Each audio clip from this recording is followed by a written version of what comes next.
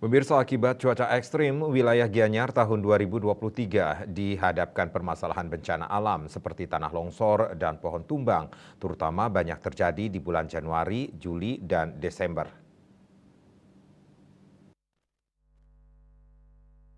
Kepala Badan Penanggulangan Bencana Daerah Kabupaten Gianyar, Ida Bagus Putu Suambe, didampingi Kabid Kedaruratan dan Logistik BPBD Gianyar, IGN Dibya Presasta mengatakan, tahun 2023 lalu, petugas TRC BPBD Gianyar menangani 43 laporan tanah longsor, terutama Kecamatan Payangan dan Kecamatan Tegalalang.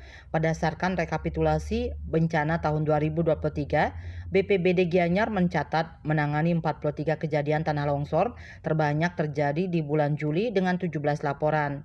Kejadian bencana lainnya seperti pohon tumbang sebanyak 144 laporan. Laporan bencana lainnya terbanyak pada Juli 33 laporan, Januari 20 laporan, dan Desember 13 laporan. Guna mencegah pohon tumbang, tim pengelola risiko bencana BPBD Gianyar sudah melakukan mitigasi. Tim pengelola risiko bencana melaksanakan pemangkasan pada pohon di fasilitas-fasilitas umum yang dinilai akan membahayakan. Wirnaya Bali Pos.